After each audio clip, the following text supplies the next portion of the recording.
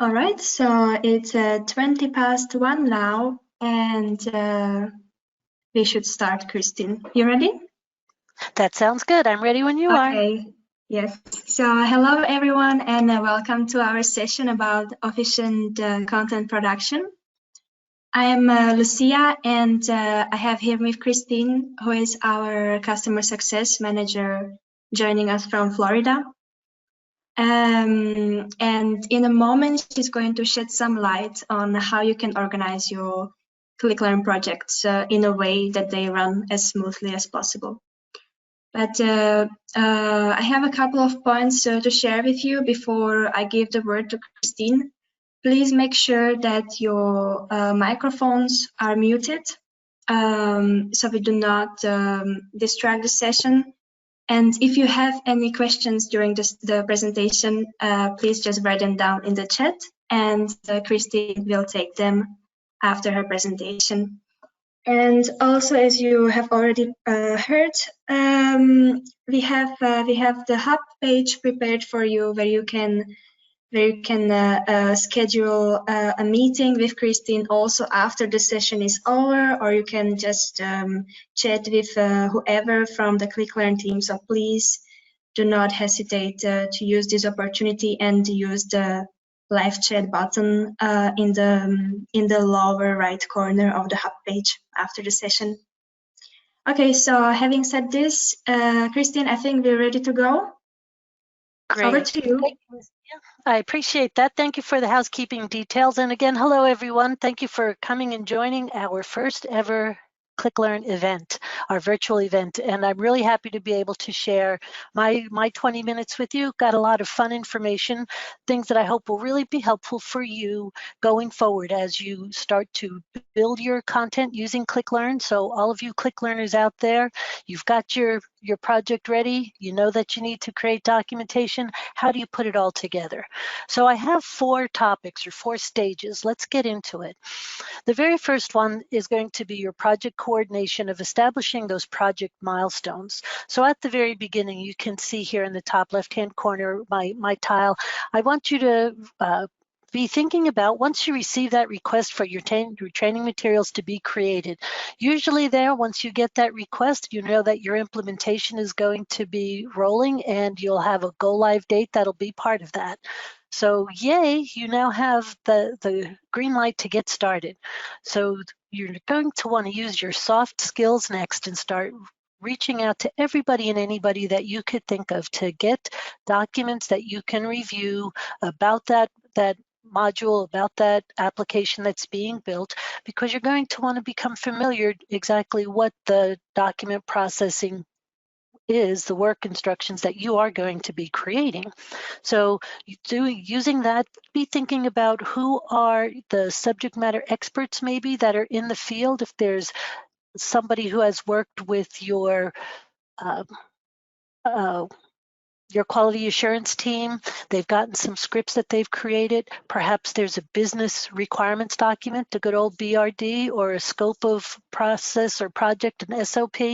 Maybe there's even business use cases. So reaching out to your business analysts, out to your project manager, and get all those materials together. And that's really going to help you decide, start thinking further about determining that resource allocation. So if you're a team of 1, yay, I'm proud of you. If it's a lot of materials that you need to create, maybe you're also going to have the opportunity to reach out and secure some other content creators or the authors, the writers of your documentation. Then again, those could be from any number of sources. Perhaps there's some business managers that has a direct report that knows the ins and outs of the application. Maybe they've taken part in the user acceptance testing. So you might be fortunate to be able to secure a couple of SMEs to be part of your team. Maybe there's also an additional business analyst or consultants. Anyway, be mindful about you're going to be your core group of people. You, of course, are going to be the librarian. You're going to be responsible for overseeing all of that content, making sure that your authors are following along, getting those work processes created. Then you're going to want to assign authors to a particular line of business to begin creating those work instructions.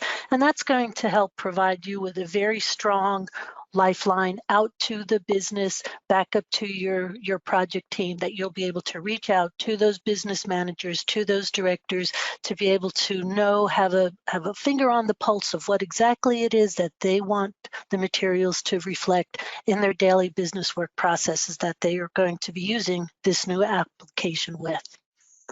After that, now you're going to be under a full head of steam. You want to verify, of course, what the environment is that you're going to be using for that content creation. Do you have a training database that you'll be able to access?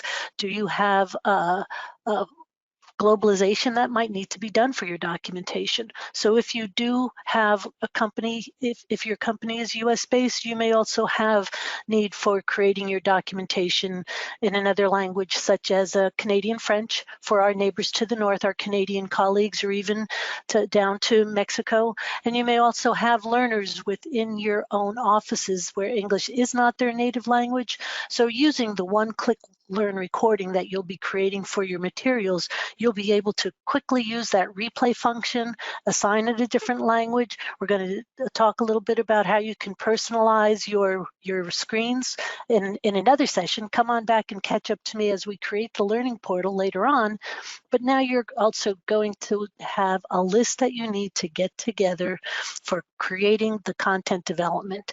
So that includes actually listing out what are the step processes. And it could even be something as simple as creating a log on and log off quick reference guide. It could be assigning a customer or a contact to an account. It could be something in the field services management. So you have as many different categories, and be thinking about categorizing them as you would put the books on your shelf. So that would be able to help you combine that information and then assign each one of those to the different authors that are going to be working on it. Now you've got all of that going, everybody is working. You're now creating those work instructions. And after you get those work instructions created, you're going to want to have it could be a committee of one or two. If you're a single person in an office and you need to have somebody review your material, so that way if there's any revisions or editing that needs to be done, we all like to think that we can look at our own material and find or pick out if there's a word that's out of place. But you'd be surprised in this electronic world that we live in, how many different ways you could express the word to, and to, and they, and there. So just be mindful. It's always helpful to have an extra set of eyes looking to help to edit those materials for you. So now we're going to increase that end user adoption of the technology that's being built just for them. So here's the delivery of the contents to our end users. Now you've got your bulk of your materials together. Let's go ahead and get them put onto those books or those categories. And while you're creating your books, that's where you also have the opportunity to set up the live assistant, building the repository. And from there, you take those books, you're going to put it into the learning portal shelf that you'll have created for your business, for the entity. By the time you get there, it's all downhill. You produce and publish the learning portal. You get that HTML link, and then you're going to work with our customer care team to embed that HTML link into that production environment. You can do that right up to that go live date. So now, yay for you. You have your link, you have all of your work instructions created. Now, what do you do from there? You're not quite done yet. Let's think of it as sharpening the saw, keeping that iteration going. You have some ongoing activities that you'd really like to keep your finger in the pot. You have the data analytics that are captured via the ClickLearn Content Cloud on the dashboard there. So you'll be able to work with the deployment team. If you have a deployment team or post go live activities, you'll be able to talk about or pull out those data analytics and have them delivered into a reporting format for those business stakeholders, because we do like the ROI. The business stakeholders would love to see the end users adopting the technology that they've worked so very hard to create.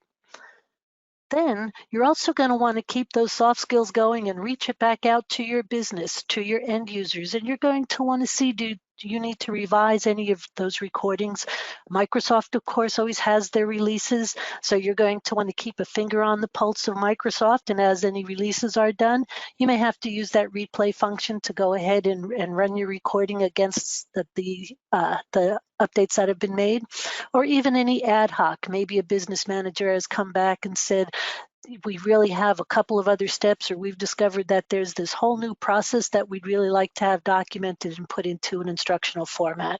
So you'll have plenty of ways to be able to use your ClickLearn application, revising materials, keeping them up to date. And the best way that you can maintain that list is by making sure you always have an active list of ClickLearn authors. So if you are a team of one, it might be a good idea for you to do cross-training with somebody. Maybe you can designate an admin in your office, or if there's another business analyst that would like to really become experienced with using our ClickLearn application. You never want to have any kind of a gap or a loss in the event of any personnel changes.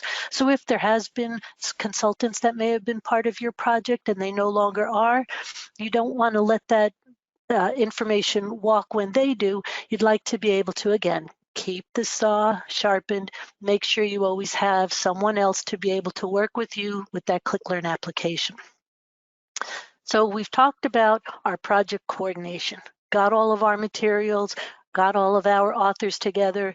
Then we went ahead and started creating our materials, revised and edited. We got our books, our shelves, our go live, and now we are continuing to sharpen the saw with our data analytics and revising recordings. So our milestones, our contents, our deliverables are all there. Now, we've talked about all of this, but I'd like to share with you, I do have a project plan workbook that I have put together. I'm going to go ahead and just open it here. I have a link within this presentation, and any of the handouts that I've created, we will make available, whether we put it up on our community page, one way or another. I'll be happy to share this information with you. It's a very simple spreadsheet. I know it kind of looks like a lot, but I only have 4 tabs. And the very first tab, I've tried to align with these topics that we've just talked about. So the very first 2, the project coordination and your data prep, these are all items that we talked about on our first tile. Now we also have our content development, where you're going to be creating, and you can see what I simply have put here for you is a column. So this is just a very high level column that you'll be able to keep track at a very high level what you're going to be creating. And this one, embedding your HTML link into your production environment, that's going to be your go live date. So a lot of people like to work with the end in mind, right? We like to know, when do we need to have that done? And then you can go ahead and backtrack and fill in those dates. So from the time you get the materials and you know what your go live date is, that'll give you a chance to look at your calendar and get these all completed. And then of course your ongoing activities are going to be just that. They're always going to be ongoing. The next tab is just a list of activities. And again, I've provided a spot where you can put your go live production date. So you always have that in the forefront. You know what the date is that you're looking to work on. And of course, it's a spreadsheet, so this is all changeable. So if the date gets changed, you could change with it as well. Everything here highlighted is, again, those high-level things, but now we get into the weeds a little bit. So again, what are the books that you're going to be creating? What are you going to be giving them a name for? Then you're going to name your shelf. Now you're going to highlight some of the books. Here we also have creating your content development tab for the list of documents and assignments. So right here where you could see this content development list, that's our next tab. This is where you're actually going to, it'll be helpful for you. It's always good to look at ClickLearn to see your whole list of recordings, but if you have multiple people that are working, this might be a very good visual way that as you have your weekly meetings or your touch point or touch base meetings, you can look at this together and you can see what the name of each one of your categories or books is going to be, what kind of documentation has been created or will be created. And then the comments over here can be good for telling what is the environment that you're using, or if you are globalizing the documents, do all of them need to be globalized or just one or two? And what is the different language that you're going to be translating into? Of course, you want to have a doc creator, the owner, and a date due. And if it's done, once it's done, send it over to the person that's going to review it. Once they've reviewed it, then you just have to add it to that book, add it to the shelf, shelf. And here, once you've added it to the shelf and you produce and publish the shelf, now we just want to make sure has it been posted to the production environment. And this spreadsheet can be used over and over so that as you do go ahead and revise any recordings or as you add any new ad hoc recordings, you can use the same format. You can see how you've developed, and if there's any that you need to revise, once you make those revisions, again, you can just use that quick step-by-step right across. And then finally, we have just a basic roster. So if you want to keep track of who your project manager is, who you, of course, the librarian is on this list. If you have any other authors and writers, if you need to reach out to your business analysts, you'll have everybody just right here in a concise area that you could look for a phone number or grab an email address off of and continue to work together as a team, building all your documentation. So with all of that said, let me just close that back down. Again, these are just the highlights, the milestones, our activities, our content development list, and our roster. Bouncing in with the thank you. Thank you, Christine. I cannot see any questions. So guys, if you have any questions for Christine, now it's the perfect chance. So please just write them down in the chat. Or also if you have, if you would like to share anything with us, like perhaps you're using some other tools that help you organize your content production, you can just write it down in the chat. Yeah, if anybody has. Yes, if you prefer to have a personal personal meeting with Christine after the session, it's of course possible to just write it down in the live chat, and it will be arranged for you by our colleagues. Okay, we have a question now. So Christine, how will we get a copy of the spreadsheet? How do we get that? That at the end of our sessions, because we've had a grand day with our European colleagues, and now here in the US, it's been quite the global event, and we will be putting all of the recordings, and most likely we'll have it out on our community blog. So I'm sure there'll be a follow-up email that will direct you to our community page, and you'll be able to pick that information up. You'll be able to get that spreadsheet from out there on the community page. And if not, if you have any questions at all, just reach back out through the hub and I'll be happy to send it to you if you need be.